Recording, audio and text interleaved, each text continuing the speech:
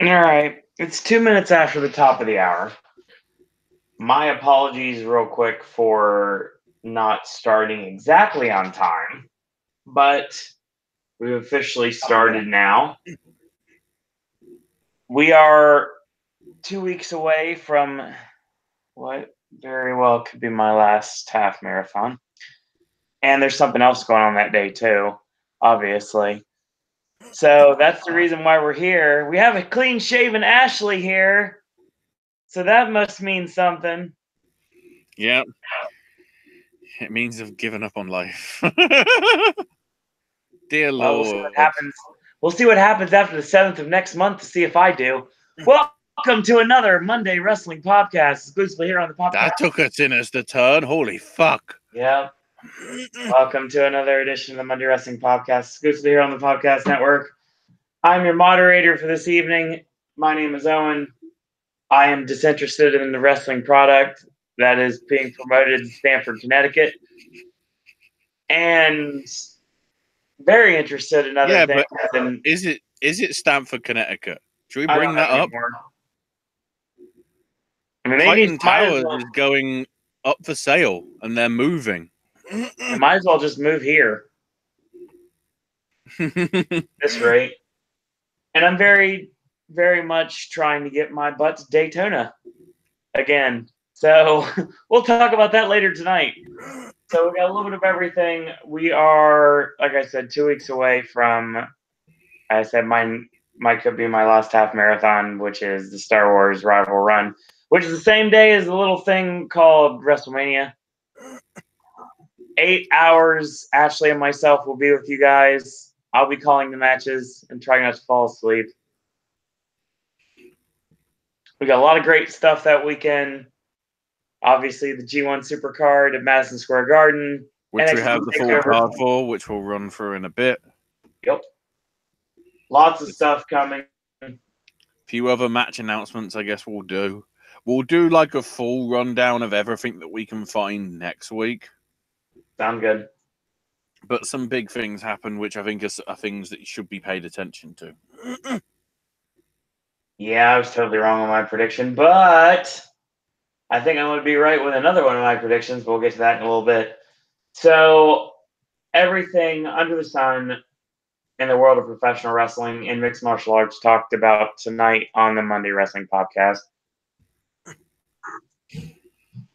So we start with Raw, and the Kurt Angle retirement tour continues.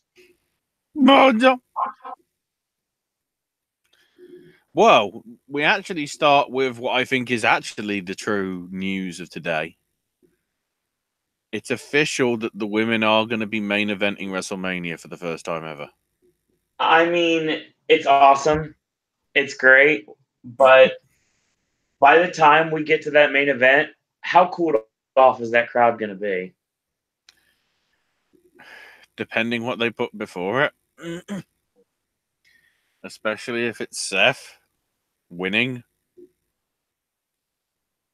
Is it wrong if I say right now I don't want Rollins to win?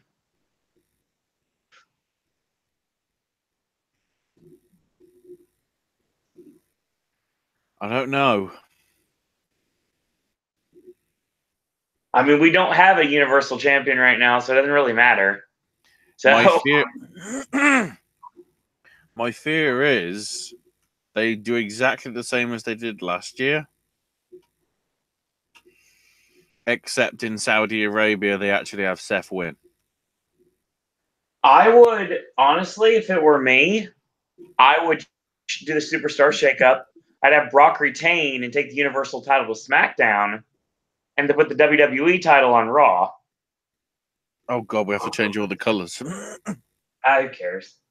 But tell me that wouldn't work, though. Well, if the Universal Championship is supposed to be the special one, even though the WWE Championship has got all the lineage and the Fox deal, maybe.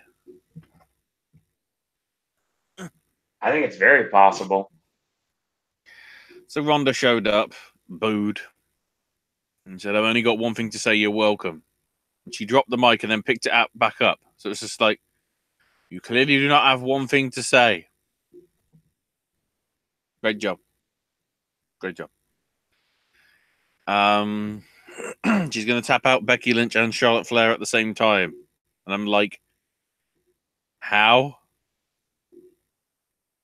Because surely if one's going to tap, the other's going to make sure they don't tap. Because that's the only way you could put them in simultaneous armbars.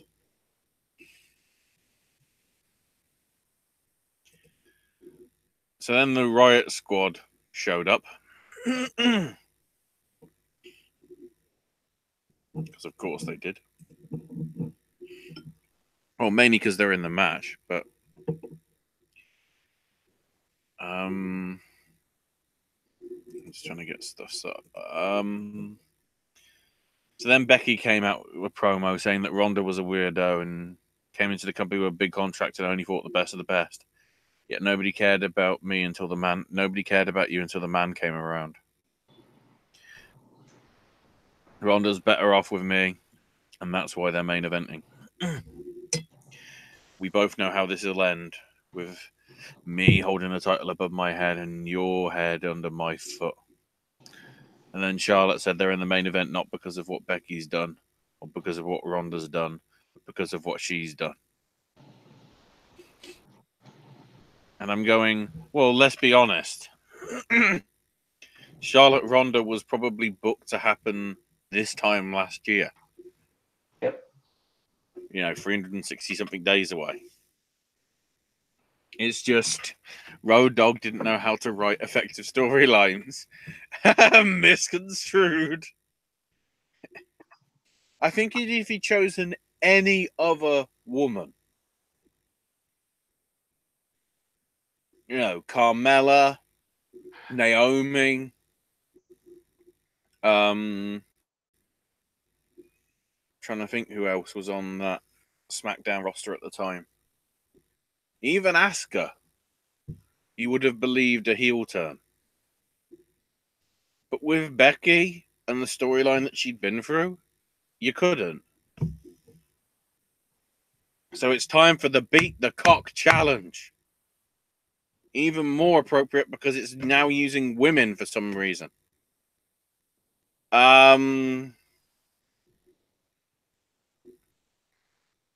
So Ronda beat Sarah Logan in about 1:25 with an armbar from sort of out of nowhere. So then it was Charlotte and Ruby Riott. Charlotte did lock on the figure eight, but Ruby didn't tap. The 85 seconds went. And therefore, nobody wins. But then we have Becky Lynch come in. Liv Morgan does a distraction. Charlotte boots her in the head anyway before the bell even rings. And then, with about 7 seconds left, Becky Lynch will roll up from out of nowhere. And Becky does it in 1:17 and wins the Beat the Clock challenge. Now, normally in the Beat the Cock challenge, yeah, I know I said it correctly a few seconds ago, but fuck it. There's a whole stipulation to if you win the challenge, you get to have some sort of reward. That didn't happen here. So why the fuck did you do it, Vince? Why? 25th letter of the alphabet. And then Ronda was shouting at Becky from the ramp and the stage. Becky was shouting at Ronda from the ring. It's just like, right. If you're trying to build this up, you're doing a fucking terrible job. Oh, wait, it gets better. Guess what's happening next week, Owen? Oh, no. What? 6-woman tag. No. The main event versus the Riot Squad. And if anybody turns or betrays their partners, from the main event trio, they will be thrown out of the WrestleMania match.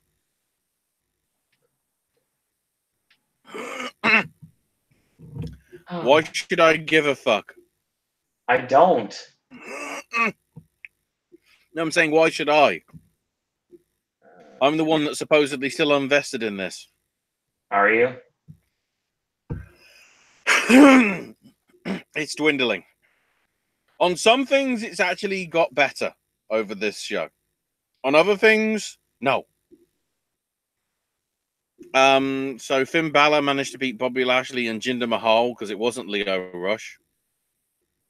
Because he wasn't cleared to compete because of what Braun Strowman apparently did. Leo also said that Balor would be leaving the game a broken down piece of garbage just like Rob Gronkowski. And I'm like, imagine if Mojo Rawley was there. He beat the fuck out of Lio Rush for saying that.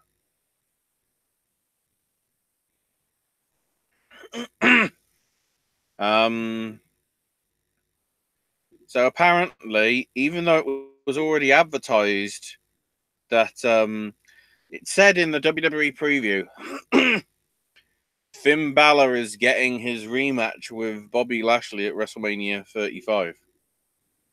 Except, at the end of this match, the commentary announced that because he won this match, he gets his IC title rematch at Mania. What the shit is going on with the marketing company? Oh, by the way, spoilers. WWE's Instagram was openly advertising tonight Kofi Kingston versus Daniel Bryan. Yep, I saw that. Huh? Anyway, afterwards, Lashley beat the fuck out of Jinder and the Sings for losing. So then Elias is in Times Square saying that he'll give the greatest performance we've ever seen at Mania and claims that Times Square is normally dead at this time of night, but there were people everywhere to see him perform. But before he could start, a random guy with a guitar showed up to perform instead, and he just said to the guy, go perform in the subway. Which was nice. So then Richard O'Shea and Aleister Black versus the Revival, with them randomly dropping the whole, well, if they get a win against the tag champions, they might get a title match. This is like, yeah, they did it 2 weeks ago. So why haven't they already had it?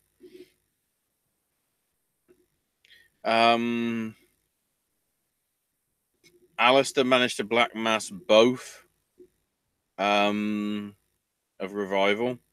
And then Wilder got hit with a 630.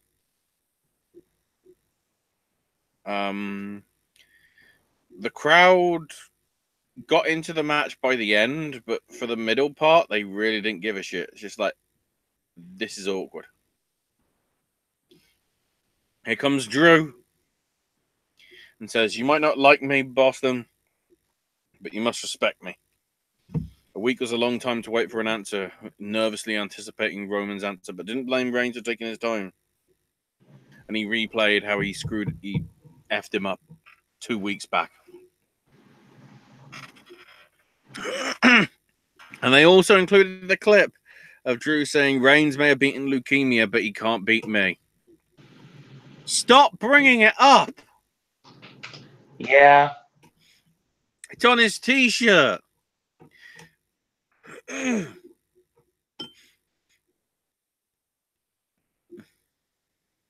McIntyre spoke to Joe again and said, you put your family through enough already. You've already had to watch Daddy fight for his life. Do you really want to put him through that again, knowing that he's going to lose? And he threatened to stay out there all night, but Reigns came out and said, Roman accepts the challenge, but the next message isn't from Roman. Don't speak about my wife or kids again. And he attacked him, except Drew McIntyre, of course, got the upper hand with a low blow and a claymore.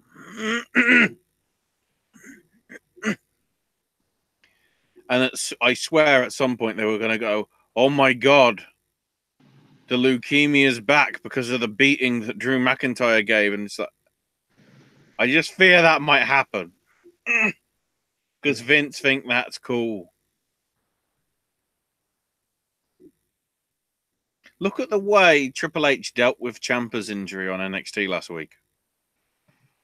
He was just like, you know, dreams can come true. They can be squashed as well.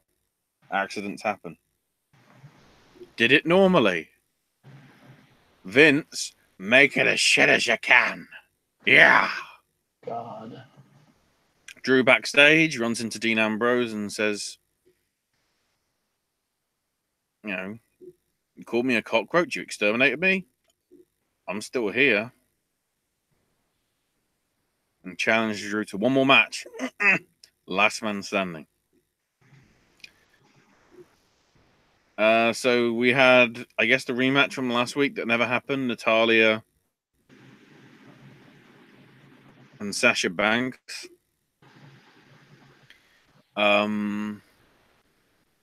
Except, of course, here come Tamina and Nia Jax attacking Bayley, attacking Sasha, attacking Natty. Then Beth came in, tried to, she got her up on her shoulders, and then Tamina saved her, but then Phoenix caught her with a glam slam in sort of a botched way, because I'm guessing Tamina's too fucking tall, really, for Beth to be able to do it properly. So it didn't look right. And of course, the crowd chanted, "You still got it." It was impressive from Beth. But the fact she managed to single-handedly take both of them out told me, why the fuck should I care about this match? And when it's official that the Iconics are actually in it, I'll give a shit. Because I'm sick of Sasha and Bayley and Tamina and Nia going at it and at it and at it and at it and at it.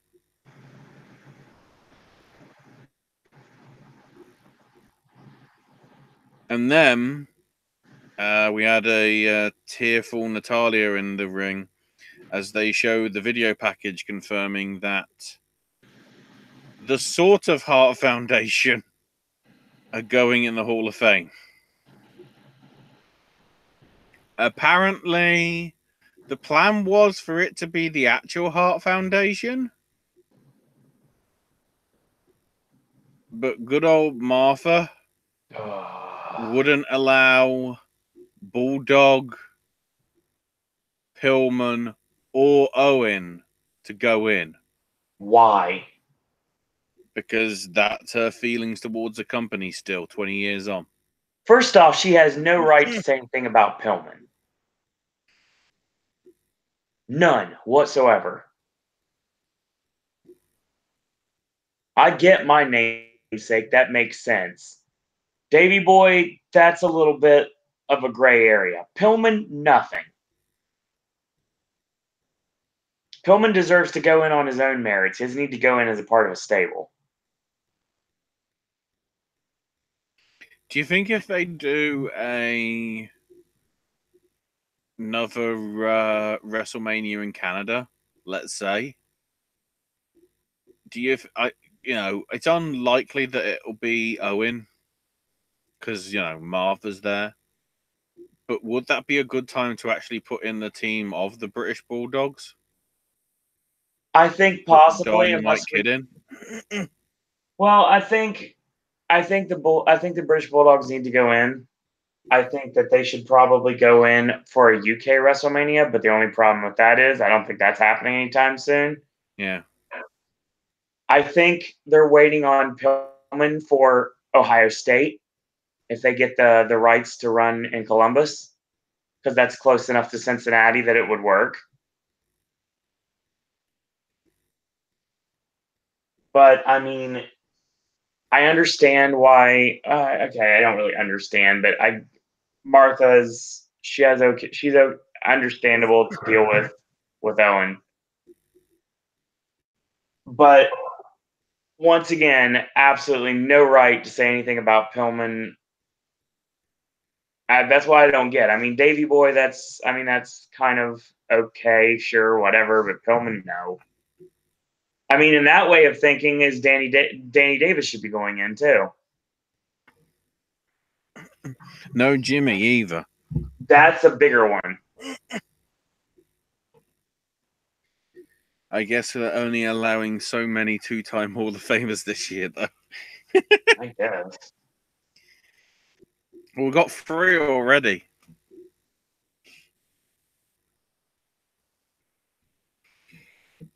It'll be interesting to see who the last one is. Because I've got a feeling they'll save Vader for next year because Tampa is WCW country. Sort of.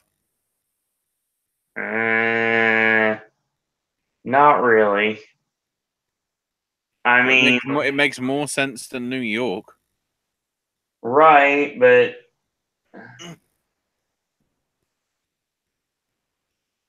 we'll see. And now it's time for a moment of bliss.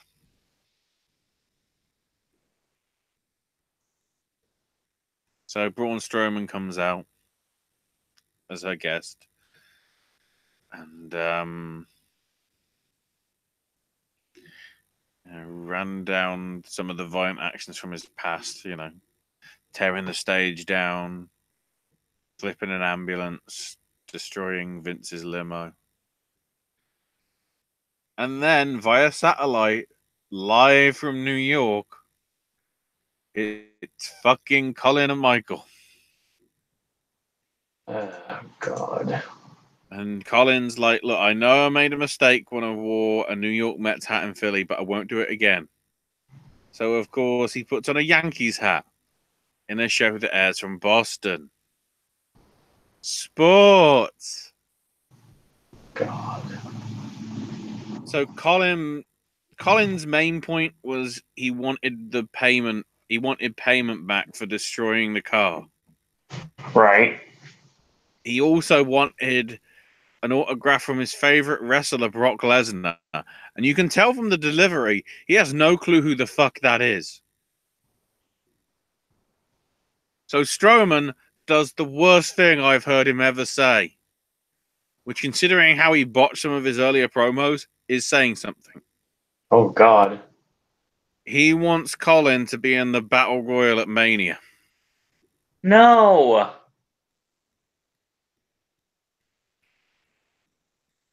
So Che said, okay, on his behalf, I'll say yes.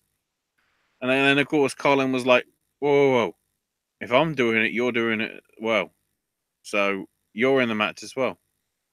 I mean, Strowman basically asked Alexa. I have to say it like that because that's what he literally said. So I was literally saying to myself, imagine how many people are now going over to their speakers and going, ignore, stop. Yep. Could she make it official? And she's like, oh, there's going to be a lot of things. Nah, I can do it. They better show up or they'll be walking around New York the rest of their lives wondering when they'll get these hands. Now, he said he was going to SNL. Either he's showing up this week with Sandra Oh, of all people, hosting, or next week when Kit Harington's hosting to build up hype for Game of Thrones, I guess. Also, Owen, what is Emma Stone got coming out in the next month? Do you know? What does she have coming out in the next couple of months? Well, because she's hosting SNL in a fortnight from Saturday. Because I looked into it to try and work out what the schedule is for Braun showing up. The next thing would be filming Zombieland sequel. Which doesn't fit. Nope. So, is it just a random one? Maybe. Now back to Elias in front of the Garden, saying that he sold it out 3 times. He had a cup of herbal tea, and then somebody tossed a quarter in his cup. This is what they're doing to him. Fuck you, Jarrett. Where's my fucking gold, Jeff?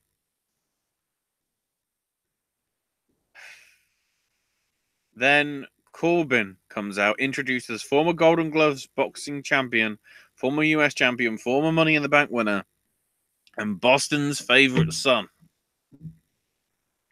Crowd didn't do a fuck all when he beat Apollo Crews. Did nothing.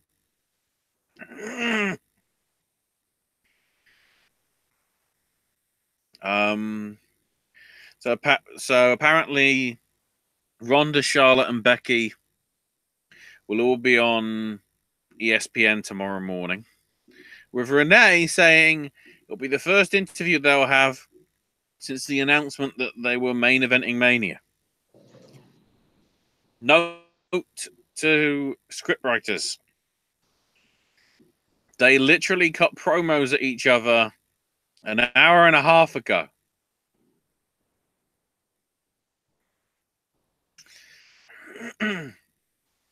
So Seth comes out now and says, you know, me and Brock are not from the same cut from the same cloth. Our road to Mania couldn't be more different. I want to be the kind of champ that inspired me when I was little, like Shawn, like Brett, or like Flair. You know, even Triple H and Cena inspired people, but Brock isn't that kind. You know, I always wanted this match, but I didn't realize until recently how much it meant to the fans. I did an autograph signing yesterday, and every fan had the same message: please beat Brock. And that hit him in the heart, so now he has to beat Brock. He refused to let Brock to be the champ that defines the future, and couldn't let him continue to cast a shadow over the industry. You know, the fans, are my army, and together we'll burn it down. But before he can finish up burn it down, ladies and gentlemen, Paul Heyman's here. He wanted to thank Seth because he now knows that it's a handicap match, because it's Brock versus Seth and the entire WWE universe. And Heyman likes the odds because the chances of winning drastic go down. Or in this case, 0. You know, Seth's pathetic for needing affirmation and wondered if he could ask for thoughts and prayers next. You know, distant relatives need surgery. Thoughts and prayers. Your pet's in a bad shape. Thoughts and prayers. The thoughts and prayers you'll be needing, Seth, is what happens to you after you get to Suplex City. And I hope you do take it personally, Seth, when you and the entire WWE universe lose at Mania. So Heyman leaves, and then Seth chases after him and fell down, and he's like, oh God, I didn't mean it. I hope you win. I hope you win. It's just like, yes. And he's like, look, we're not here to ask for thoughts and prayers. We're here to answer them. We are going to march into Suplex City, and we are going to chant, burn it down. Heyman after this was just sat on the ramp, contemplating it all. And then Angle came out, and he did the "you suck" thing, and then pointed at Heyman for it. So Angle and Joe cut a promo beforehand saying he forgot his bouquet of flowers, and even though they have a lot of memories together, I'm not sentimental. It'll be a cold day on the wrong side of the afterlife before I let Angle go riding off to the sunset. I couldn't think of a better way to say goodbye to you forever than putting your ass to sleep one last time. And then, interestingly, the way they started the match, they went face to face. And Joe gave Kurt Angle a headbutt. Yeah, I saw that. That was awesome. Revenge for 12 years before in that first match that they had in TNA. I think it was 07, wasn't it? Yep. Or was it 06? My dates are messed up. It might have been 06. Either way, it was either 6 or 7. So yeah, basically Joe managed to lock on the key and clean the clutch. But Angle managed to roll it through into a cradle pinfall. It didn't look great. Probably because that match deserves more time than 8 minutes. By the way, we still have a last man standing match coming up. Worth mentioning. So then Triple H comes out for a promo.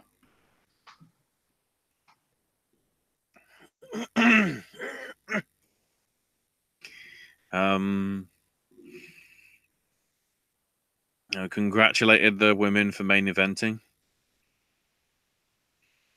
He also thanked the fans for giving him basically a standing ovation throughout the entire commercial break while they were waiting for it to get back.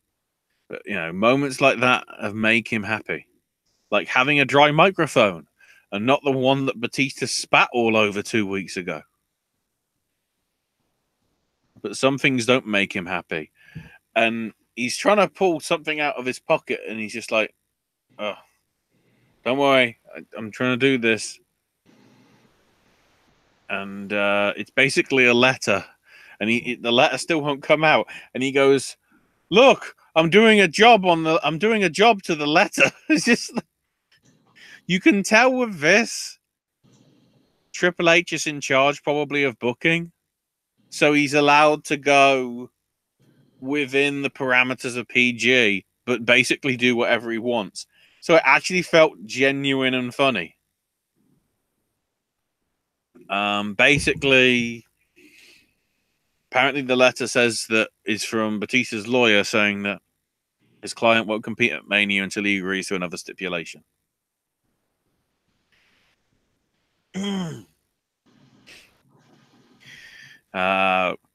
Batista apparently wanted Triple H to admit that he only started Evolution to help him retain the world title. And Triple H goes, it's taken you 15 years to realize that? Which was like, okay, this is good.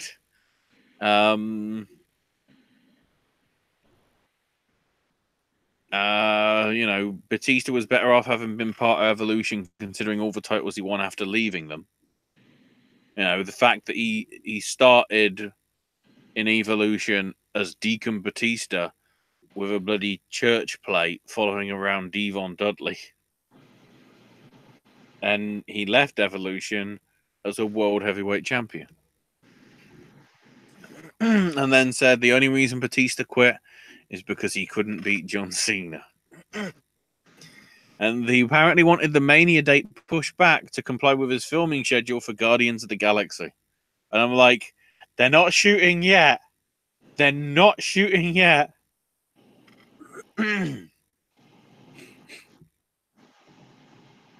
So he then reads the letter out. And he goes, give me what I want. Give me what I really want. I tell you what I want, what I really, really want. And I'm like, oh my God, they're embracing the whole meme of the Spice Girls thing that everybody tweeted about 2 weeks back on social media. The fuck? Triple H is self-aware. He's a fucking Terminator.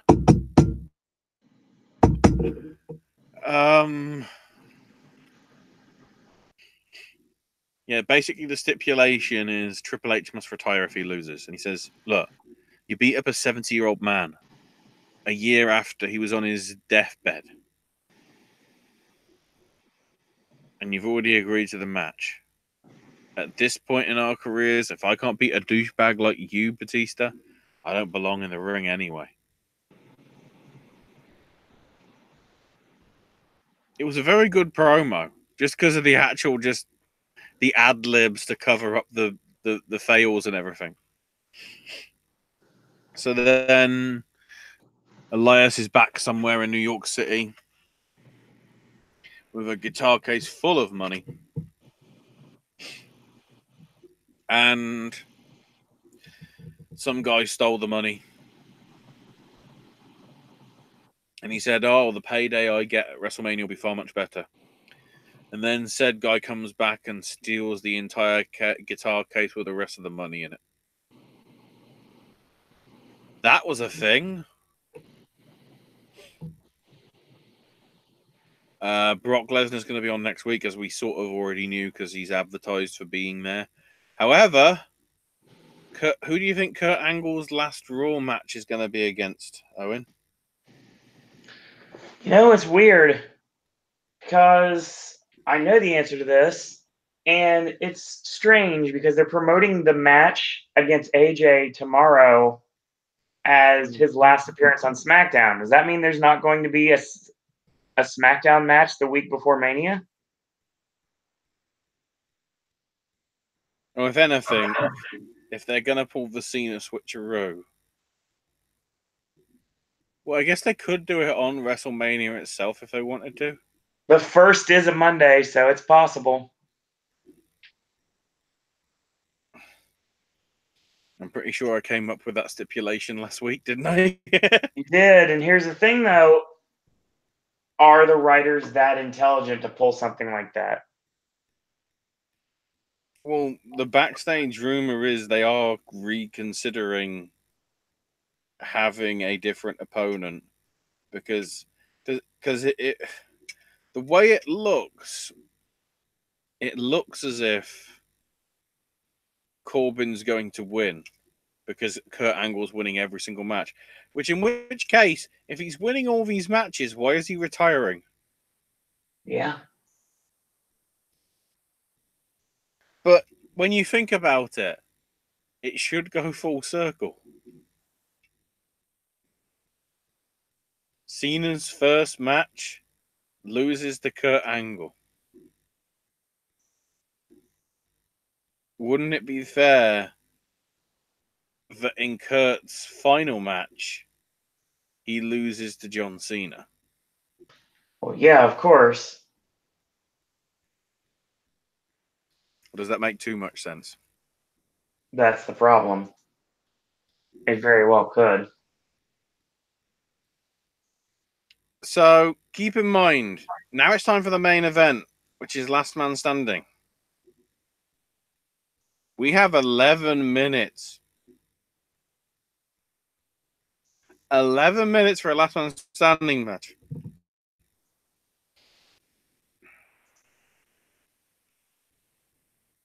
And then I need to get a new chant going for Owen's favourite ring announcer. Michael Rome, my lord. Michael Rome. I like it. Mike's just like, in this match, there are no countouts, no pinfalls, no disqualifications. The only way to win is by making your opponent stay on the ground and not get the 10 count from the referee. Ring the bell. It was just like, well, you can tell we only have 9 minutes left, don't you? Man. And then after 2 minutes, they got a break.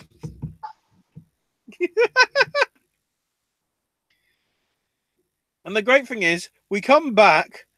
There's giant bruises and welts over Ambrose's back. The same with Dean, except Dean's actually got blood on his back. So I guess that happened from some kendo stick shot. And there were various different bits. He catapulted Ambrose into the steel grate underneath the ring, which is we haven't seen that really used in any Last Man Standing matches, have we? Not in a long time. Took him out with steel steps and everything. Ambrose getting to his feet over and over. Ambrose managed to hit Dirty Deeds. McIntyre got up in time. Dean gets a table, puts it in the corner. Drew sort of immediately picks him up and puts him through it. Hits him with the Claymore kick. And at this time, you're going, is Dean going to fuck over the company by suddenly getting up and going, this isn't over, and they have to do a Tony Schiavone. We're out of time. We'll have to tell you what happened next week. But no, at about 9, he just falls back to the mat. Although during all this time, John Cone, your referee, is like 1, 2, 3. You know how staggered last man standing counts normally are? Right. I swear by the end it was going to be 1, 2, 3, 4, 5, 6, 7, 8, 9, 10. Ring the fucking bell. We need to get off here. McIntyre poses. The graphics come up. They get off. Somehow. What is this problem with the timing issues? For the past 5, 6 weeks, we've had shows that either run right close to the wire and, nearly get cut off because they're hamstrung by not having an overrun anymore. Or in the case of that one Ronda bit, when you had 5 minutes, I'll beat you up, point at the sign. I'll beat you up again, point at the sign. Stephanie having to do some sort of live promo that's clearly unscripted. Hold the belt up, Ronda! I don't know what's up with the time management backstage, but it needs to be fixed. Because it's just reminding me more and more of WCW, and the more and more it's reminding me, wait, there's other product out there. I know people are going, but WWE NXT and NXT and WWE are the same thing. Which, yes, same parent company and whatever. But it does feel completely separate. Apart from when Sasha and Bayley show up. It just feels right. And, of course, you've got all the other alternatives that are out there. Be it, PWG, who don't do live shows. Or, like Evolve and whatever, who do live shows. And obviously television stuff. MLW. Ring of Honor. Maybe All Elite. Who knows?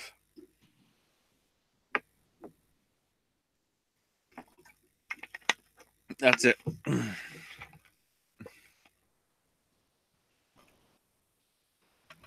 intrigued to see what goes down tomorrow.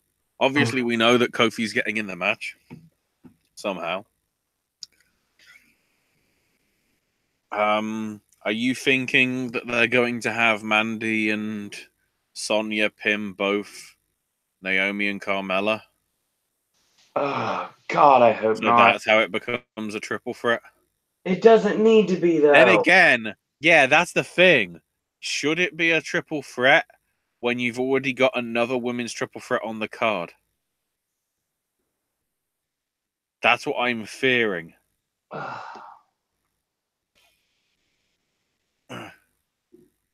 The problem is there's nobody on the SmackDown roster that deserves a shot. Mm-hmm. There doesn't need to be 2 women's championships. There only needs to be 1.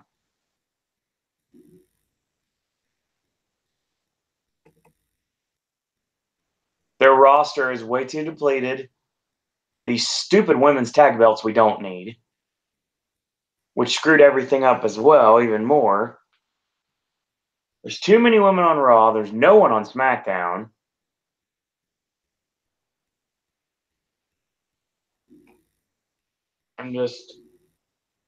I get what they're trying to do, and it's very admirable, but it's not working.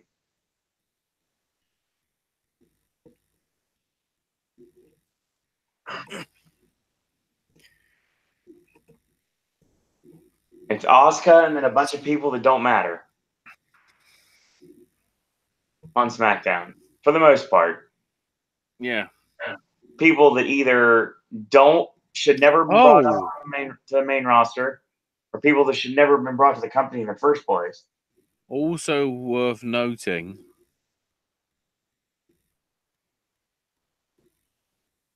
Although she didn't show up last week. No, she only showed up on SmackDown last week. No. Lacey Evans again. So if Lacey Evans shows up tomorrow, I think that's probably an indicator that Lacey's on SmackDown.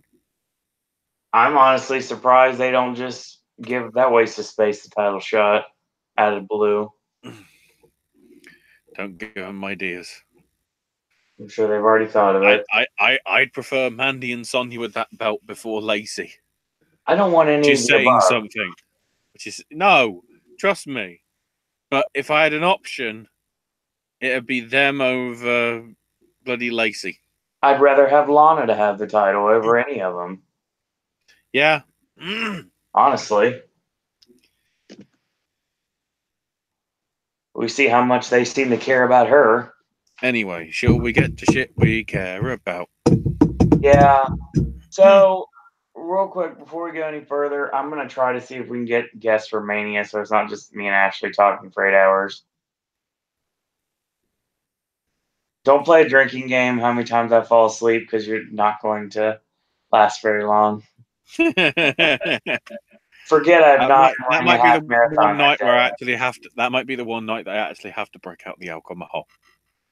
Well, I mean, I'm doing a half marathon, and it's gonna be rough as it is, and then I got to go get some actual food so I can wake myself up, and then I get to go do a podcast. Make sure you get loads of Snickers.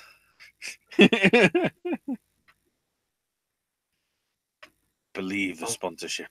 I'm gonna need something, that's for sure. So, New Japan. Yes. So, New Japan Cup is finished. The quarterfinals were interesting. Ishii beating Yoshihashi in about 20 minutes. It's a bit crazy. Okada beat Ospreay again in around 20 minutes. But there was a lot of respect shown afterwards, which is always nice. And then with the second set of quarterfinals, Sanada beat Colt Cabana in a pretty good match, but not spectacular. And then Tanahashi beat Zack Sabre Jr., which surprised me. Given the direction they were going, I'm honestly surprised that happened because, I mean, not just because I was promoting Sabre to win, but they have another option in mind, and they still didn't go with it. Nope. Let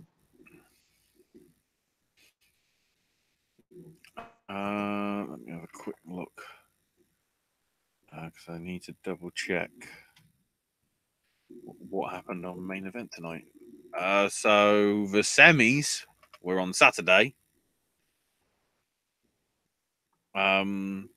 I guess the stuff worth noting from here is Chase Owens posing with the belt, obviously ahead of the match on the finals day. Okada beat Ishii in a really good match. Probably not as good as they've had before, but certainly in the tournament, it was one of the real standout matches. And the other surprise, Sanada beating Tanahashi.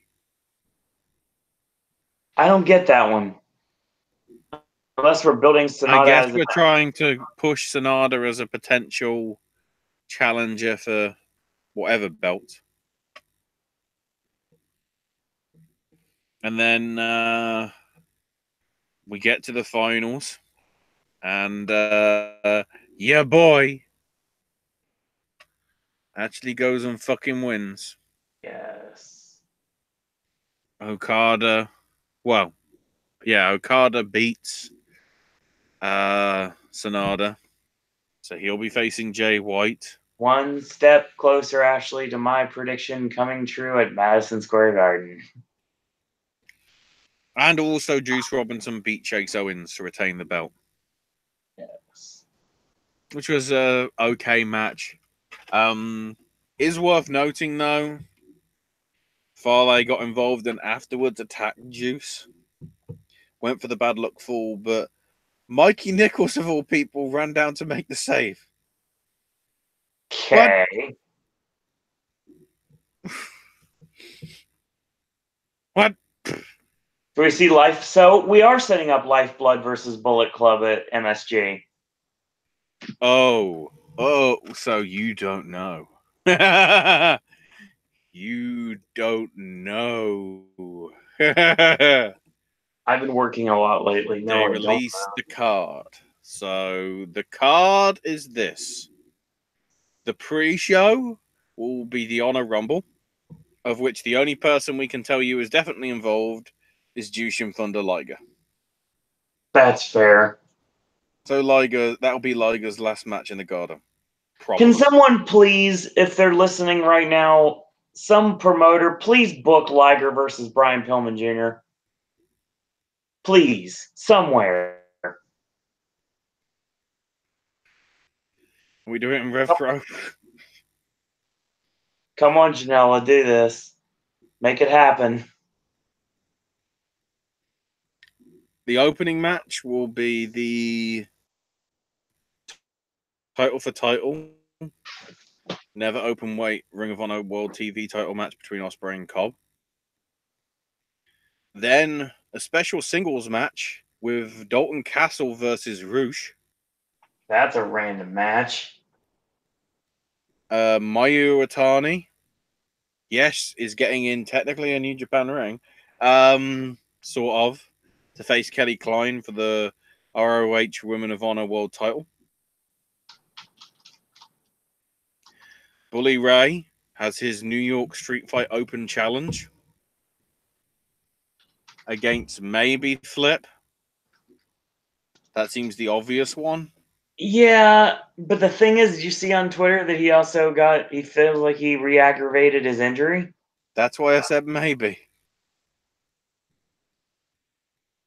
Hopefully, I'm guessing he's just doing that to try and put it in character to try and get people off the scent. But you can tell when Bully Ray comes out and does that open challenge, the whole crowd will be chanting Flip. And then Ishii comes out and accepts it, and then we've got a hoss fight. Oh shit! Oh shit! I'm trying to remember if that can happen.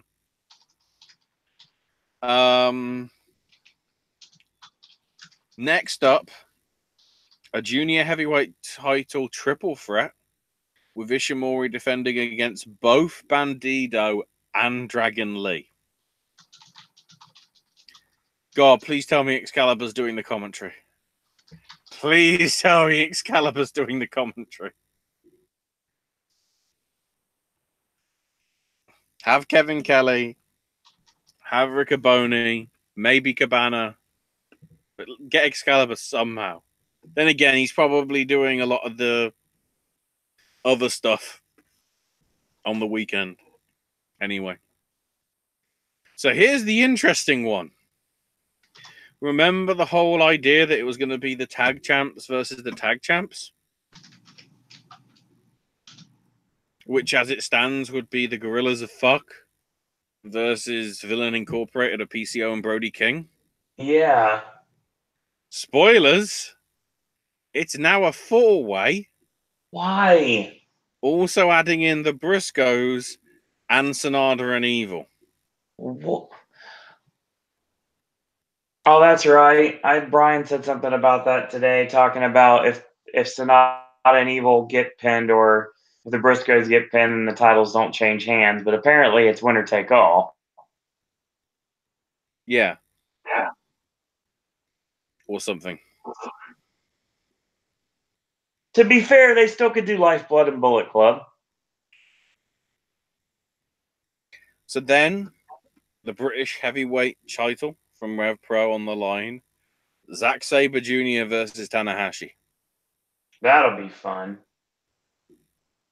The problem is we know who's winning because the match happened last week and the opposite happened.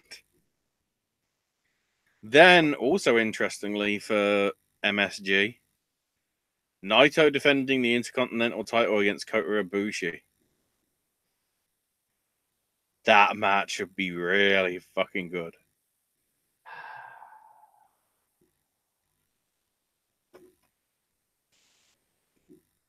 I'll tell you, if I didn't have to be up in the AM the day after, I would be very happy with doing a live show for this.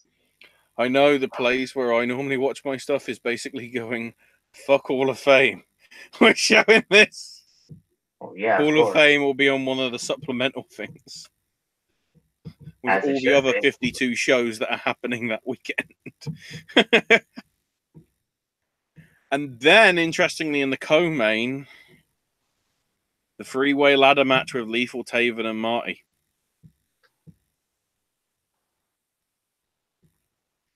With the actual main event being Jay White versus Okada.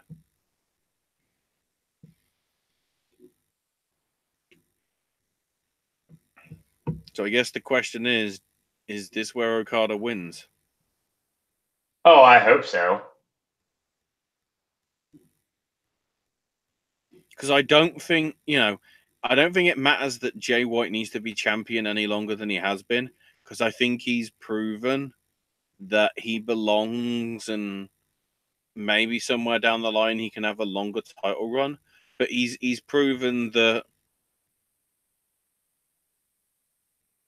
it might be a little too early to have done the push on him like they did. But it's been warranted. He has delivered very good matches since getting that belt.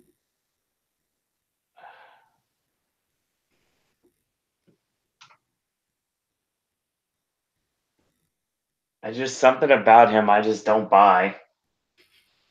There's just something I don't get. That's what it's like. Yes, and officially Joey Janela like my tweets. There you go. Oh wow, it's over.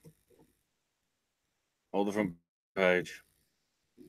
So main event. EC3 beat Tyler Breeze. Oh, nice. And Heavy Machinery beat the Ascension.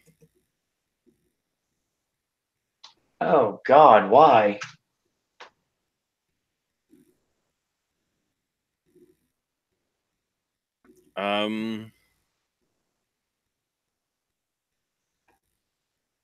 So it is weird because apparently the Twitch stream for the Impact stuff is actually hosted live, which is confusing as all hell. So Moose beat Trey Miguel. Eddie Edwards and Eli Drake beat KM and Falabar. Then Rolando Melendez, investigative reporter, tried to interview Johnny and Tyra as they arrived, but the rest of the marks will find out as well.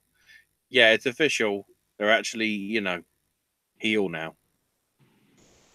The flashback was the Cage versus Phoenix match from last year.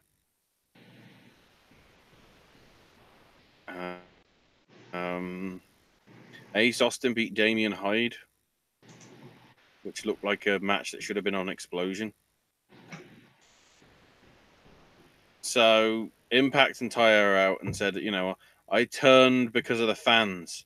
Even though I came out and defended the title against everybody, fans didn't care. They only wanted to see Crush TV and see me get hurt. And as soon as a new big meathead came up, they all turned to the new flavor of the month. Except Cage actually believes the fans like him. He can't be loyal to the fans because the fans were never loyal to me. And then asks Tyra about Jordan Grace and says, she ignores it and just attacks the fans and defends her husband. And once she's done with Jordan, she won't allow Impact to decide for her who she faces and when she defends.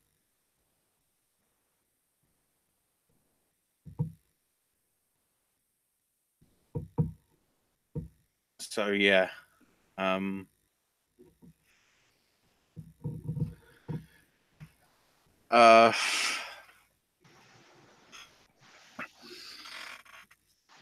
still don't get it. So then we had Rosemary meeting Father James Mitchell. With Rosemary wanting to get Dark Alley back. She wants the empty vessel, but not her soul. And Mitchell says to Rosemary, if you want Alley back, talk to my boss. And she's basically said that she'll go talk to him in the realm of the undead and get her soul back. And I'm going, oh my God, Rosemary's going to phone up Cody and see whether he can get her from All Elite. Because in theory, that's going to be the last reference of Ali. Maybe ever. Because she's done. Yep. Not even the tapings that happened in Canada this past week. Apparently. Which we'll get to in a minute. Willie Mack beat Ethan Page in a decent-ish match. More random shit with Johnny and Taya. Then next week, it's happening. Disco Inferno versus Scarlett Bordeaux. Why should I give a fuck? Then there was Gail Kim having a meeting with management. And then LAX and Lucha Brothers were having a fight, and LAX want a rematch. Then Willie Mack got attacked by the Chris Brothers. Then Rich Swann beat Sami Callihan to retain his title despite everything that happened. We have, I don't know if it's breaking news, but there's an announcement on WWE's Instagram page. Uh-oh. The women's tag match is officially official for WrestleMania. What is it? It's the Waste of Space, the Tag Champs, the Iconics, and Beth and Natty. Oh, thank fuck that the Iconics are in it. Thank fuck. No NXT teams. Now, well, in all honesty, Kyrie and Io are going to be way too busy. Yeah, but they deserve a WrestleMania payday more than Nia and Tamina do.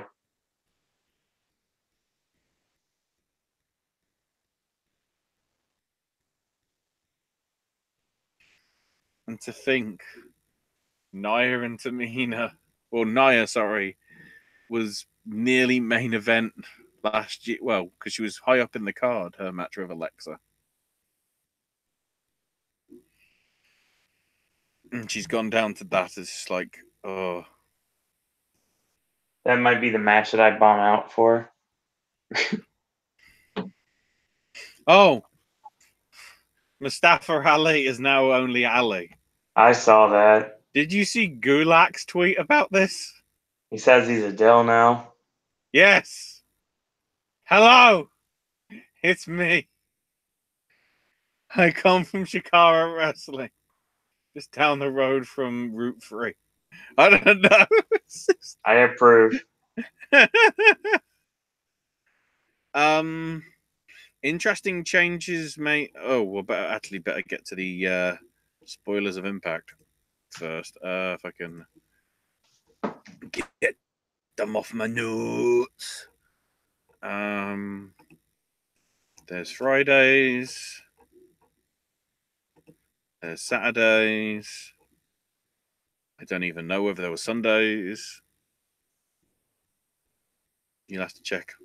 Oh, God, hold on. So on Friday, Eddie Edwards and Eli Drake beat LAX to become #1 contenders. What? Okay. Petey Williams won a 6-way featuring Ace Austin, Aiden Prince, Idris Abraham, Jake Christ, and Trey Miguel. OVE of Madman Fulton and Sami Callihan beat Rich Swann and Willie Mack. Rohit Raju beat Falabar. Moose beat Zachary Wentz. Rosemary and Sue Young went to a no contest because Ali isn't there. The North of Ethan Page and Josh Alexander beat El Reverso and Sheldon Dean. I'm pleased that they are a tag team. Madison Rain beat Tessa Blanchard in her return. Desmond Xavier beat Congo Kong. And the entire Valkyrie and Johnny Impact beat Brian Cage and Jordan Grace. And then the Lucha Brothers beat Eddie Edwards and Eli Drake in a... Wait, why the fuck did this happen? Match. You said, ooh. Does that mean there are results for Sunday? No, but I just saw something that just got posted on 411. today, officially,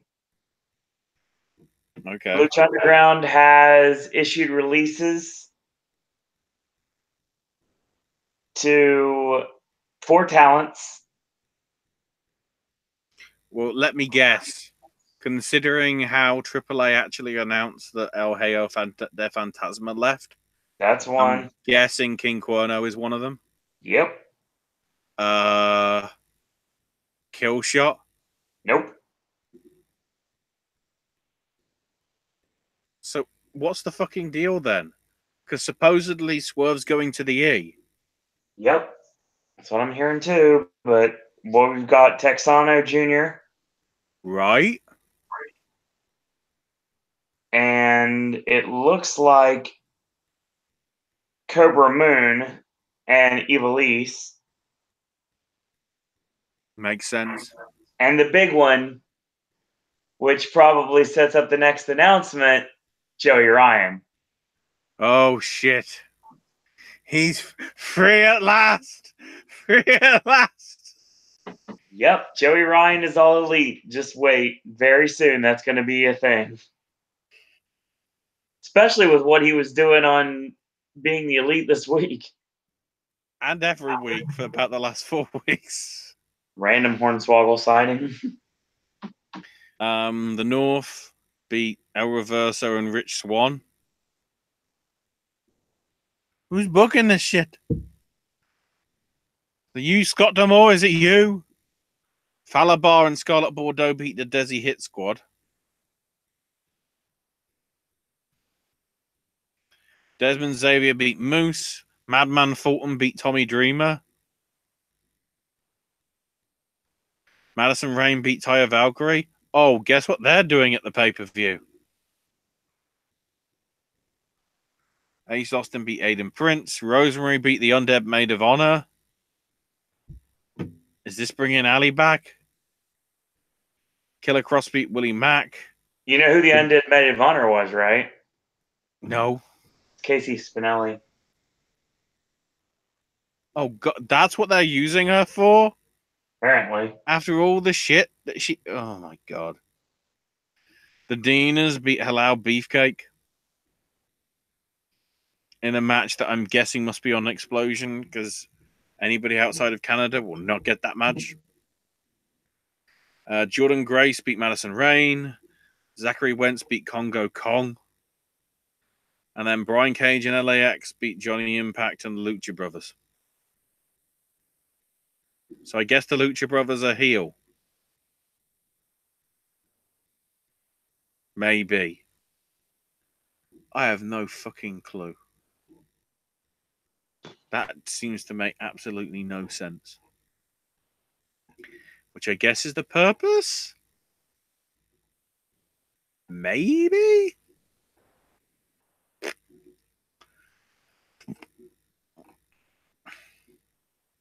One person that we do know won't be going to America is Eddie Dennis.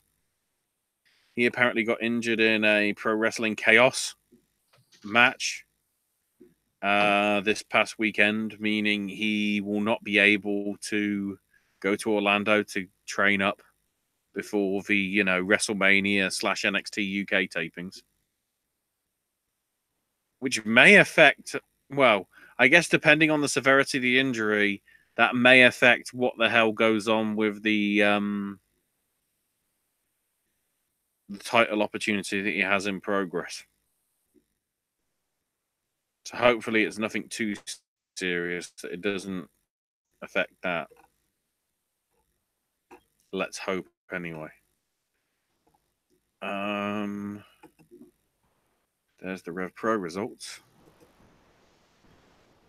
from Sunday in Northampton. We had MJF beat TK Cooper. The Velocities of Jude London and Paris De Silva beating Dan McGee and Curtis Chapson. El Fantasmo winning a 4-way over Brendan White, Kid Lykos, and MK McKinnon. Kip Sabian beat Shigehiro Irie. Kip Sabian, who apparently is AEW bound. Congrats to him. Josh Bodon beat Brad Slayer. Jamie Hayter beat you. And and Pac beat Chris Brooks in the main event. Speaking of All Elite stuff, Sadie Gibbs, the woman who basically got trashed by Ospreay for leaving Japan early, despite the fact one of her relatives was dying, got signed as well. So I am immediately booking a match between her and B. Priestley and seeing what the shit goes down. Yeah, for sure. Blood feud. And then the other stuff going down. I don't think there was anything. I guess we've. Oh, of course, we had the WSU show, which was random because there was no CZW show. Huh? So the WSU show, something entirely new. They've changed the name. They are no longer Women Superstars Uncensored. They are now Women Superstars Unlimited. Or no, sorry, Women Superstars United. That's the one. They've kept the acronym. They've just changed the wording, which I'd say makes sense. Would you say? Mm-hmm. If they're trying to just be a more regular sort of product, the uncensored thing, isn't really necessary anymore. Can you tell that PW Ponderings is taking a while to load so I can go look at the results? Jeez, what's up with their website? Lots coming out of AEW right now too. What happened on the last Being the Elite? Other than Kenny getting emotional about Michael Nakazawa. Speaking of that, that officially got announced too. I thought he was already. Well, I mean, they also tweeted it out too. About the return to the CEO Fighting Games Championships in Daytona Beach in June. Nice. I'm trying. We'll see. I'm hoping. No, yeah. Hopefully it's better than last time. Yeah, at least, I got to see Liger live. Yeah.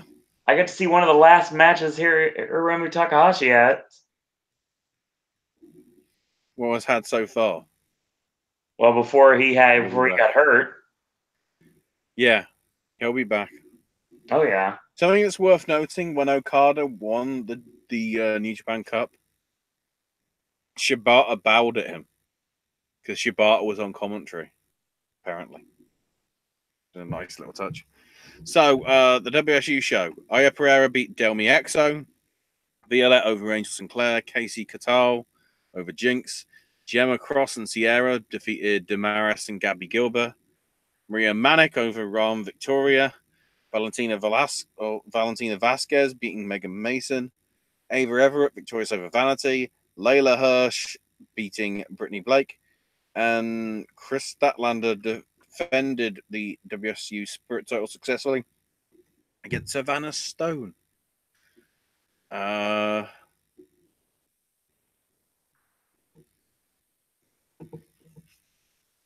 Oh, is that? I'm just noticing it in the news on the side here of this comment. The David Starr thing that happened. Oh, is that where he bagged on Ring of Honor? Yeah.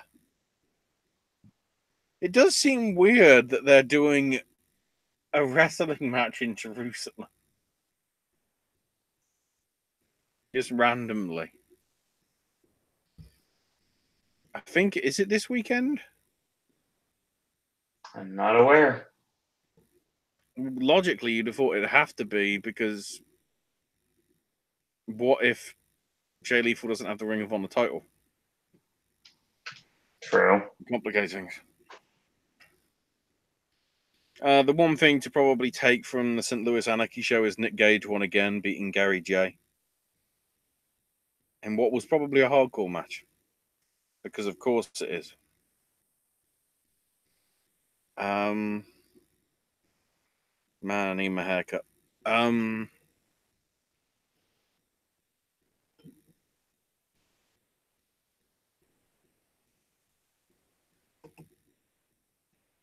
So now I'm just trying to see the other shows that are going down this weekend.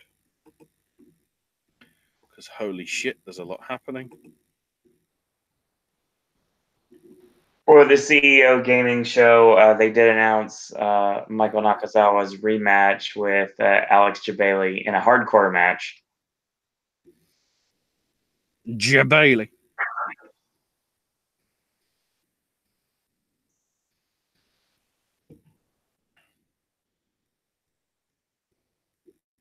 So, apparently there actually is Ring of Honor show happening this weekend in Baltimore. Oh yeah, it's the road to the G1 Supercard. Yeah, Shinobi Shadow Squad, the 6-man team, which is basically Cheeseburger, versus Coast to Coast and Colin Delaney. Although the graphic says Colm Delaney. Somebody needs to check things. There's a triple threat with the Kingdom of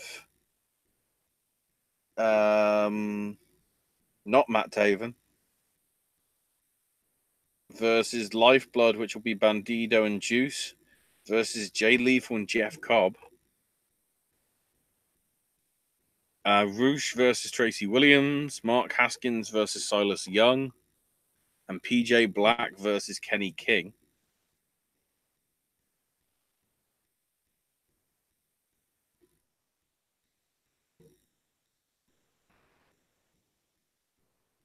On the TV tapings for Ring of Honor will be in Pittsburgh on April the 13th, so the weekend after Mania, apparently.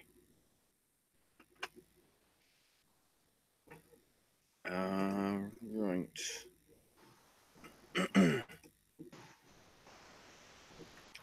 So there are quite a few shows going down this weekend,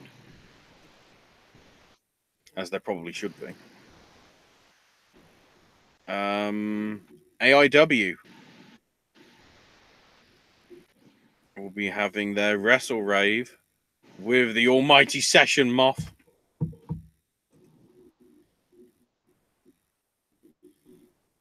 This, I think it's Thursday, which is a bit weird. But I guess if they're doing another AEW show the following week in New York, I guess we can allow it.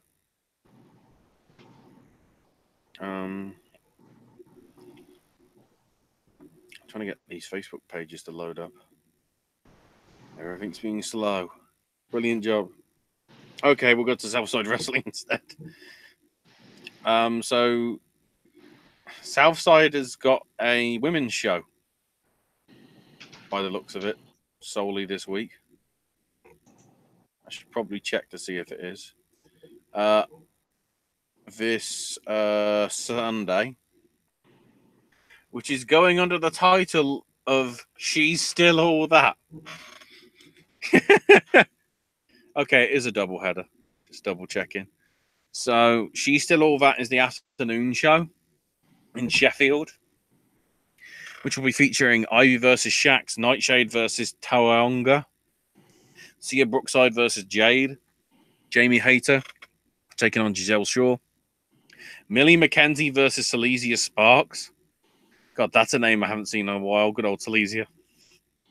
And Shana defending the Queen of Southside title against Lana Austin. Kanji will also be in action, in case you didn't want to see her on the Defiant Wrestling show. And then Menace to Society 9 in the afternoon into evening. We'll have Kanji versus Millie McKenzie in a match that they'd love to do on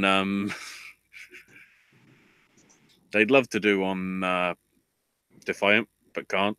Styx versus Sean Customs, Shana versus Jamie Hayter, Dan Maloney taking on Primate in a Defiant could have done that, but WWE came in the way. Joseph Connors versus Kelly Six, Sia Brookside taking on Shax, And 2 title matches. Adam Max defending the European title against Senza Volto. And the Speed King title will be on the line with RKJ defending against both Kip Sabian and DJZ.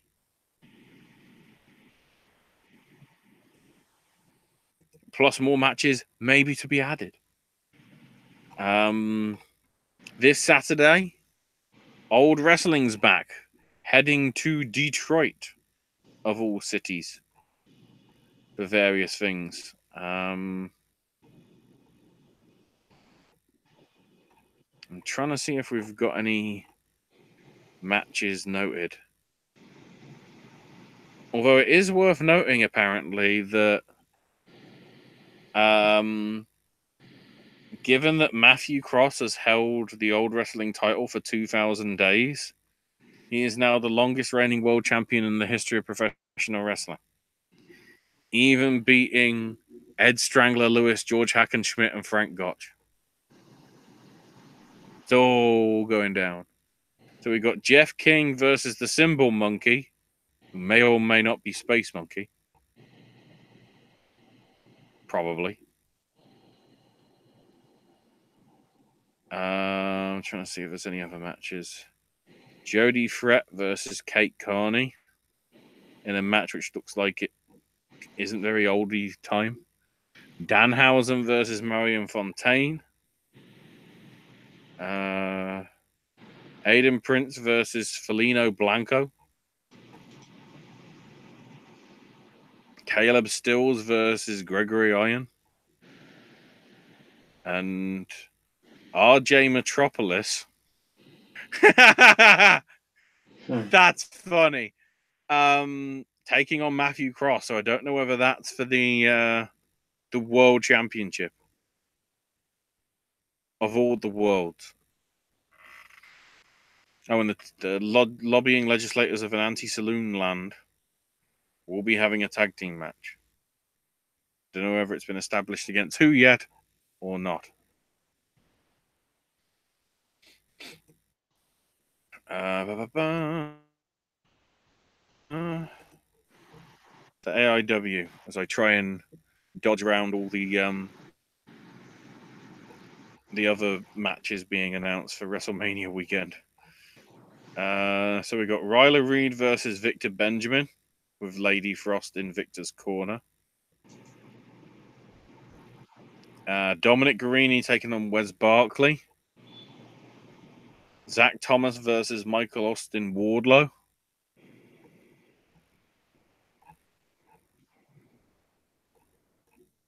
Ethan Page and Dr. Daniel C. Rockingham versus the Philly Marino Experience. The production and 6-man tag action against Weird World and the Session Moth. Because of course.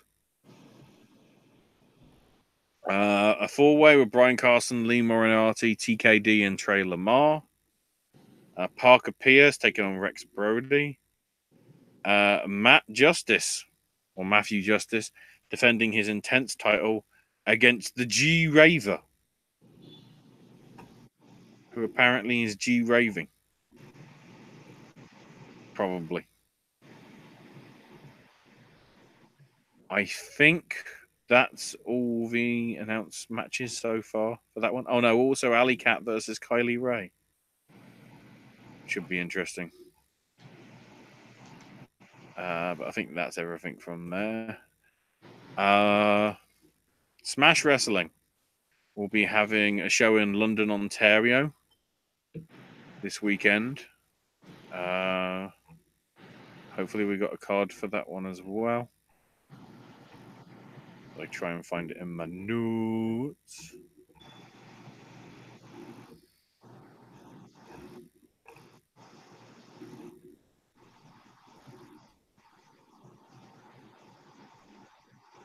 No, that's the show from March 24th.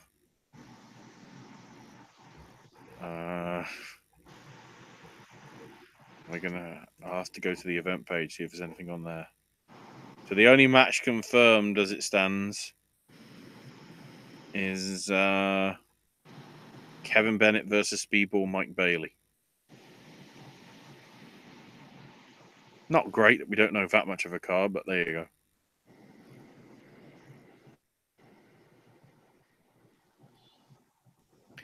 And then finally, from the big promotions, Progress. Heading back to the Electric Ballroom for, I think, their last show before Super Strong Style. Let me just double check. Yeah. Although it might not be, because between the end of March and July, it goes from Chapter 87 to Chapter 91. So maybe, I don't know. So we've got Angelico versus TK Cooper. Malik, Jay Joshua, and Cam Lucia versus Scotty Davis, Needham, and Callum Newman. Lucky Kid 1-on-1 with Tristan Archer. David Starr taking on Connor Mills. The Swords of Essex versus Aussie Open in a tag title TLC match. The David Starr, Connor Mills, and Lucky Kid Tristan Archer matches are Super Strong Style 16 qualifiers, by the way.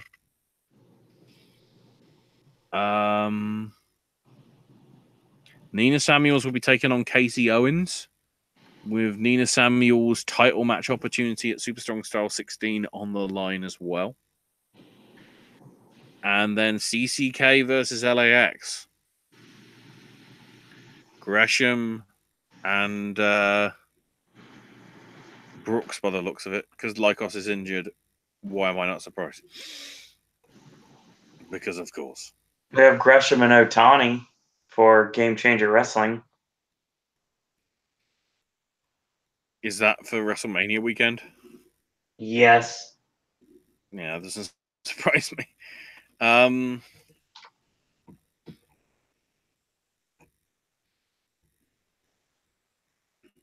Okay, the apparently April 21st, the match in Israel.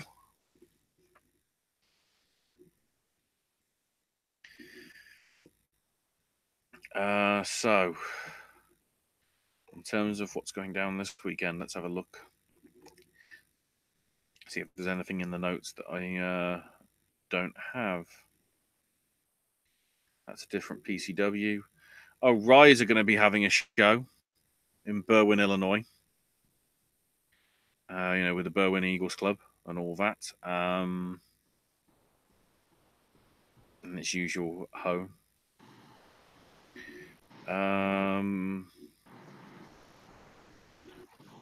Quite a bit on Saturday. There's the old wrestling show.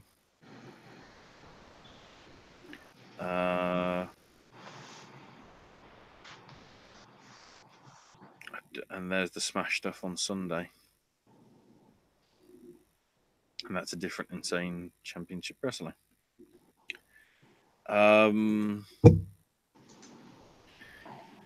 just checking when Shimmer's next show is. In theory, it should be WrestleMania weekend.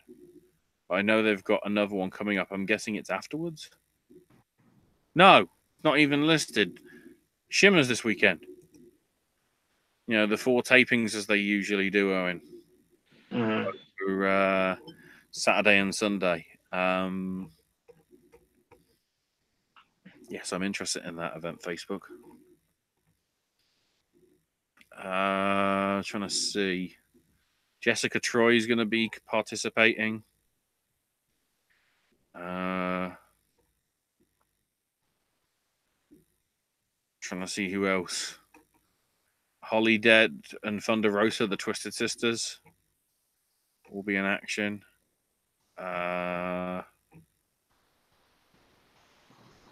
Jessica Havoc, newly crowned AEW champ.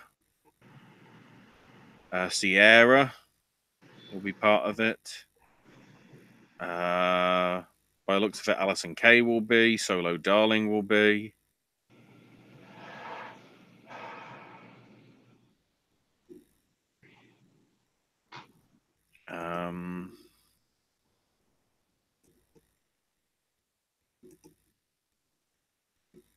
Lever obviously is going to be. Chris Wolf which I guess will maybe Chris Wolf's farewell to Shimmer. Well, certainly it'll be a farewell to Chicago Shimmer anyway.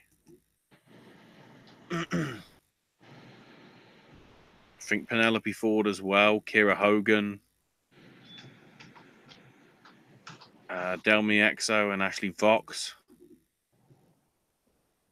Loads of people. By the looks of it, Britt Baker as well, and Kimberly, Mercedes Martinez, Shotzi Blackheart. Lots of names. There's at least 40, and you'll get your money's worth for 4 shows. There are limited tickets available, I think, for some of the rows and for general admission. So check out Shimmer's Facebook and their website for more details on that. So I'm trying to remember what GCW has announced over the past few weeks. We can go into that. Because, of course, the big thing is they're now doing a free show in place of Nova Pro, which I've completely forgot to mention, the last time. Because of the whole Nova Pro issues, apparently we're not paying talent, they've decided that the show they're having this weekend, I believe, will be their last, and for the time being, they're going to go on a hiatus. I don't think they've noted how long it's going to go.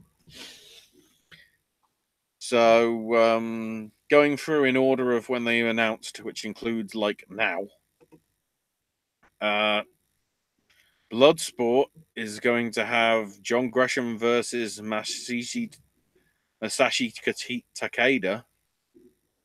That should be interesting because I've heard good things about Takeda, but I haven't seen him wrestle yet.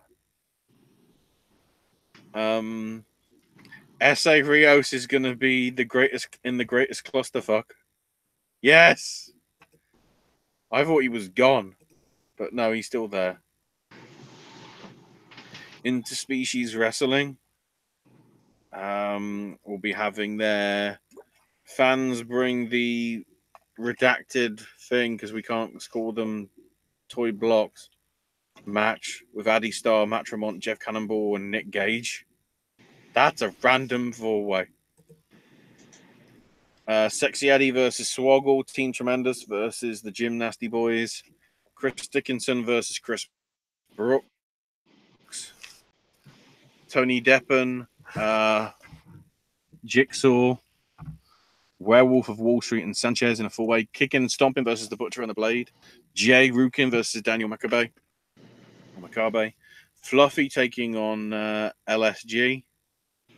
And then there'll be the Bastian Snow International Food Fight Invitational. Because of course. Shinjiro Otani will be taking on Jonathan Gresham in the Orange Cassidy is doing something or whatever, who knows. Which actually looks to be the first match that's just a normal-ish match on that card.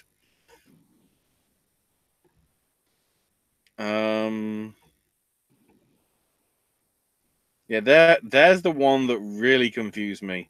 The Yuletide death match between Ultramantis Black and Nick Gage. This is a daytime show, so it's it's confusing. We've also got Session Moth taking on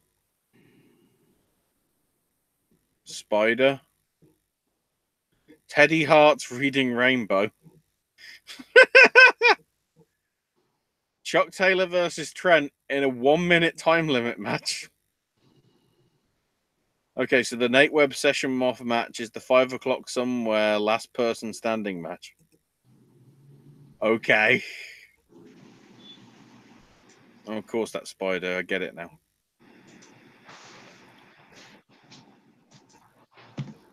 I think everything else is announced for that. Well, we got Simon Gotch versus JR Kratos.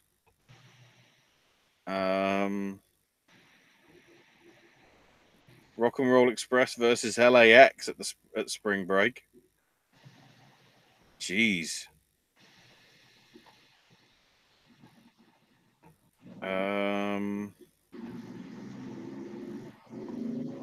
Josh Bennett versus Minoru Suzuki, which I think we knew a few weeks ago. Timothy Thatcher versus Hideki Suzuki. Frank Mir versus Dan Severn. Is that going to be a wrestling match, or is that just actually going to be a UFC fight? Because it could be either. Let's be honest. That could be dodgy fun. A-Kid is going to be part of the spring break shows as well. There's Taka Michinoku versus Orange Cassidy, which we talked about a few weeks back.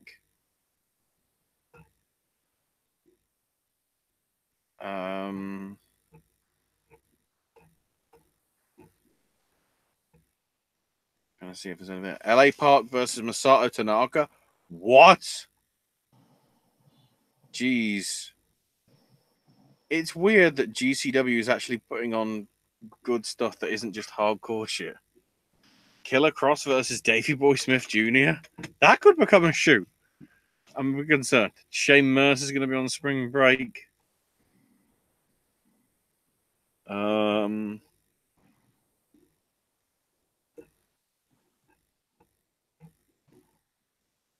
Eric Cannon's going to be part of the show.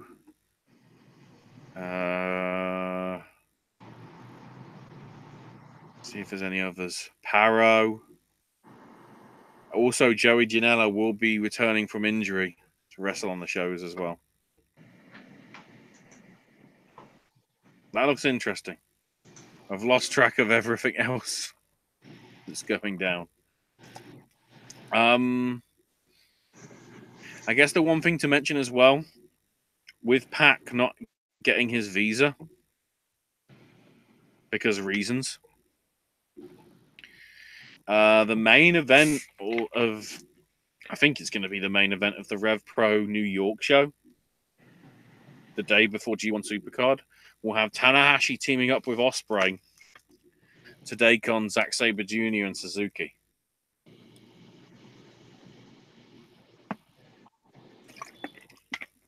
Ospreay and Suzuki is an interesting combination, shall we say.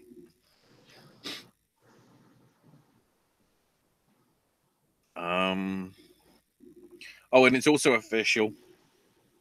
The Lucha Brothers will be challenging the Young Bucks for the AAA tag belts at Double or Nothing. That was confirmed in the weekend. I'm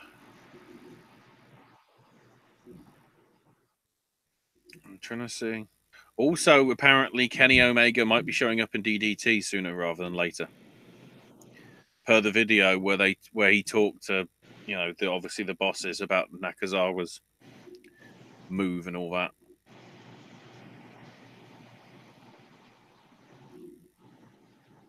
I'm trying to see if we got the details about. I can't remember. It was there, and I was gonna look for it. Something clicked in the back of my head. Oh, that's it. The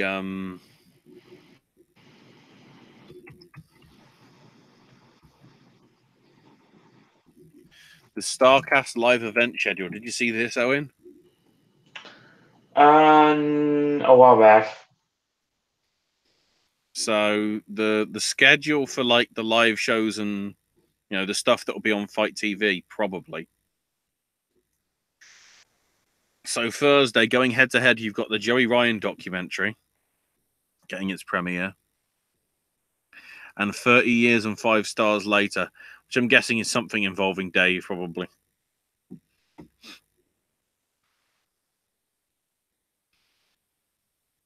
There'll be a stand-up StarCast stand-up comedy show at the same time as an evening with Cody and the Bucks.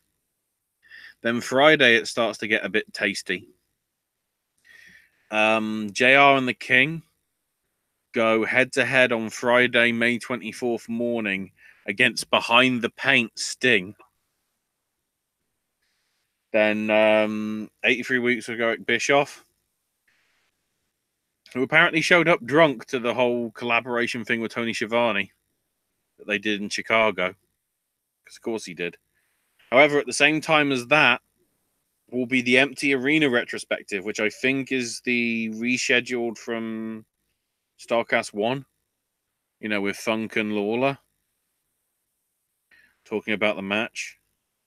Then in its own slot with nothing else going against it, mainly because one of the theaters is being used for the Double or Nothing press conference and weigh-in, so they're obviously setting up for that.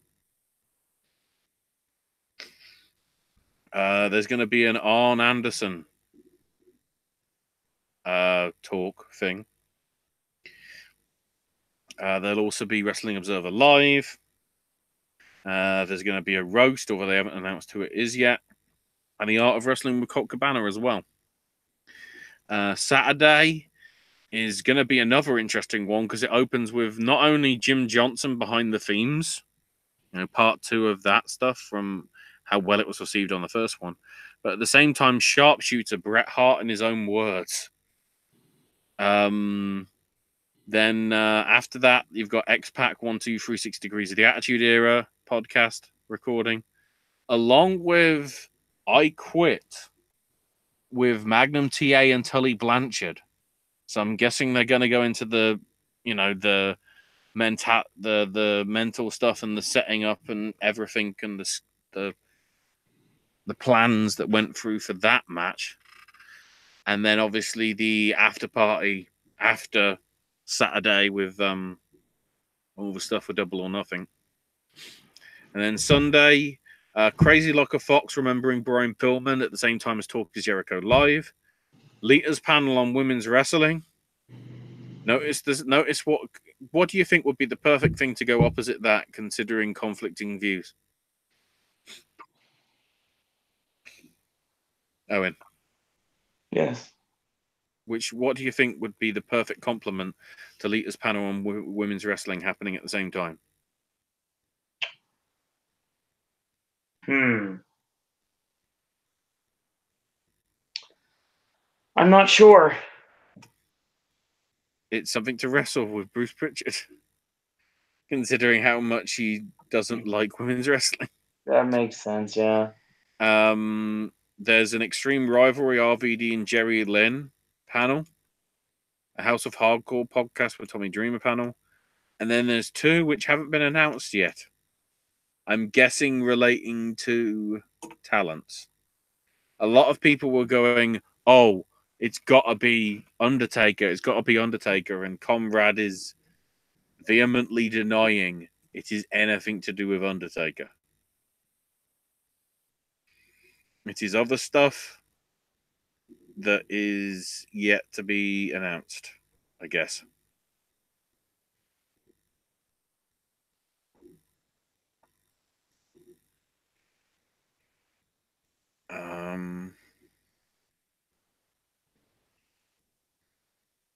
Trying to see if there's anything else.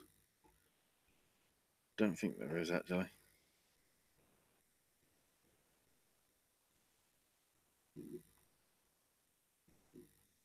I think that's our show. Just a quick mention with the UFC front.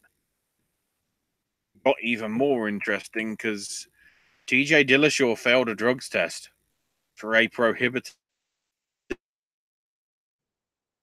substance. Suspend a year and a $10,000 fine. It relates back to the January 19th fight that he had when he lost to Henry Cejudo at very last minute weight change for the flyweight stuff. Basically, Dillashaw announced the news himself via Instagram to make sure that nobody else got it and tried to spin it. Yeah, basically, USADA and the New York State Athletic Commission told him there was an adverse finding in a test taken from his last fight, but he was going to work with his team to figure out what had happened. But yeah, he because of what happened, he relinquished the bantamweight title himself because he feels that it should be on the line with whoever wants to defend it and everything, which is fair. UFC Fight Night from this past weekend. Very interesting. A very late second round knockout for Anthony Pettis over Stephen Wonderboy Thompson. Big surprise. I think that's the first knockout for Thompson actually in his career. Well, certainly in UFC. On the undercard, Curtis Blades beat Justin Willis. John Majeski beating Jesus Pinedo. Juicia Formiga over Delverson Figueiredo. Luis Pena beat Steven Peterson, although Pena was 2.5 pounds overweight, the weight limit. And Macy Barber beat JJ Aldrich. In terms of the bonuses, it was actually the main event on the prelims that got the fight of the night bonus. Bryce Mitchell beating Bobby Moffett with a unanimous 29-28 across all three judges. Anthony Pettis' KO got him a 50,000 performance bonus, as did, again on the prelims, Randa Marcos in the women's strawweight division beating Angela Hill with a late in the first round armbar submission.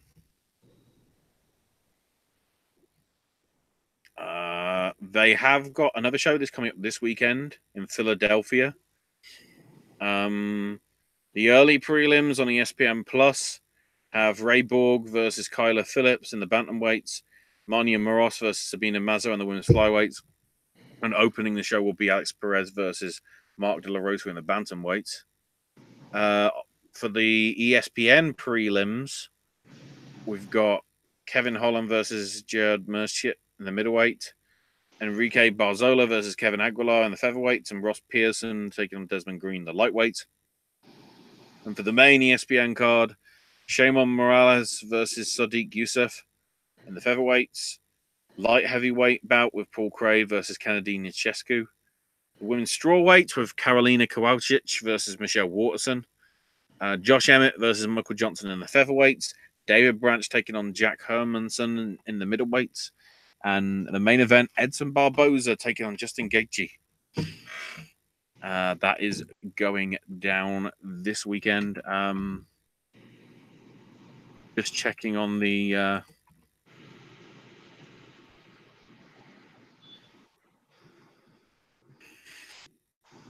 Bellator situation. There is a show this weekend, but nothing of major note going down on that one. The new main event is Syed Awad and Brandon Gertz in the lightweight. It was originally supposed to be headlined by Andre Koreshov versus Lorenzo Larkin, but Larkin pulled out at the start of the month for whatever reasons. And Koreshov will still be on the card, but he's budged down now to take on Michael Jasper on the third from last match on the show. And then, because there will be somebody in the chat going, why haven't you talked about this? This Sunday is the whole crazy shit in Sumo Hall in Japan. One Championship, a new era. Featuring the debuts of Eddie Alvarez in the company, taking on Timothy Natshukin of Russia. And Demetrius Johnson in the flyweights, taking on Yuya Wakamatsu. The fact of the matter is they're only like prelim matches on the main card because we have 4 title matches. The bantamweight belt will be on the line as Kevin Bellignon of the Philippines takes on Brazil's Bibiano Fernandez for the bantamweight title, previously mentioned. The middleweight title on the line with Ang Yung Yasang from Myanmar, former Burma, taking on Japan's Ken Hasegawa. Jinghyang Jeong, I think that's how it's pronounced, puts the women's straw belt on the line against Angela Lee. from Singapore. And the main event in the lightweight division, Edward Foliang, also from the Philippines, taking on Japan's Shinya Aoki. Should be an interesting one and to see how it goes down. Because I think that's on Days in the One Championship stuff. I think. If it isn't, it's obviously going to be on its own service. But crazy shit going down.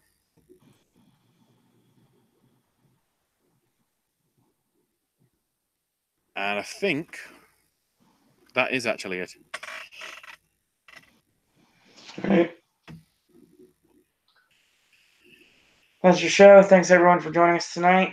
AJ will be returning in the next couple days when he's not feeling as sick as he has been. More snack stash coming. More Ashley content. Ashley, where can we find you on social media? I am on Twitter at Ash's My Name UK, where I'm telling you what I want, what I really, really want. Yes. Thank you, Jeremy, for joining us in chat tonight. You guys are for always putting us over on social media. Follow me on Twitter at Tyrone Disney. And that's going to be your show today. More Sip and Snacks should be posted soon. More AJ content, like I said, coming soon. So stay tuned. And as always, in a world where there are a billion wrestling podcasts, we're very pleased that once more tonight you've chosen a Popcast. Thank everyone for watching. Thanks everyone for listening. And until tomorrow, boys and girls. That's all we got to say about that. Oh, here comes the yawn.